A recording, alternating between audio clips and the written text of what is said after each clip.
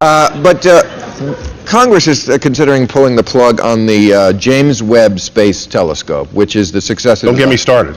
No, I want to get you started. This is the successor to the Hubble, and they say it can peer into the universe and maybe see the moment when the universe was born. I don't even know how that happens. But it costs $6.8 billion, which, by the way, the same amount that it costs to be in Afghanistan for 1 month.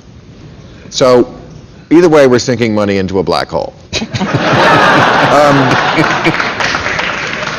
But they're thinking of pulling the plug on this, and it just says to me, why can't we, and I'm not usually a big supporter of these kind of things, but compared to Afghanistan, compared to the tax cuts for the billionaires, compared to everything, seems like we won't do anything that's for the public good.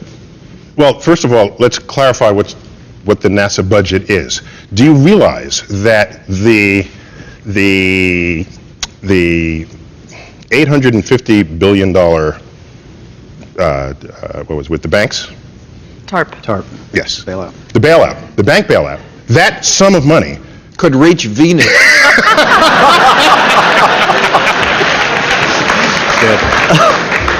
That sum of money is greater than the entire 50-year running budget of NASA. Wow. And so when someone says we don't have enough money for this space probe, I'm asking, no, it's not that you don't have enough money. It's that the distribution of money that you're spending is warped in some way, that you are removing the only thing that gives people something to dream about tomorrow. Do you remember the 60s? You remember the 60s and 70s?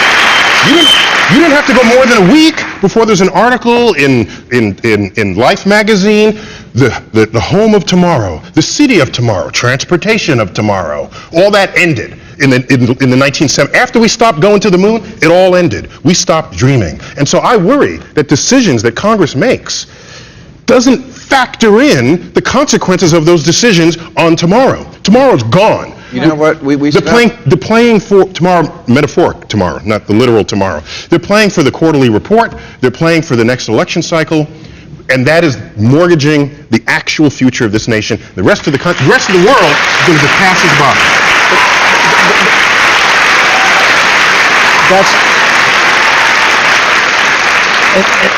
And that's the type of government investment that does have the multiplier effect. I mean, look, you just had a stimulus that didn't include it, and I think there were some management issues too. But you also had the TARP. So my point is that, yes, that's the type of program that we historically have been a capital investment and had a multiplier effect. That's not what we're seeing today, and the reason is that we've, no offense, pissed away so much money in these stimulus packages. And by the way, there was cost overruns. That's not right, and that's bad.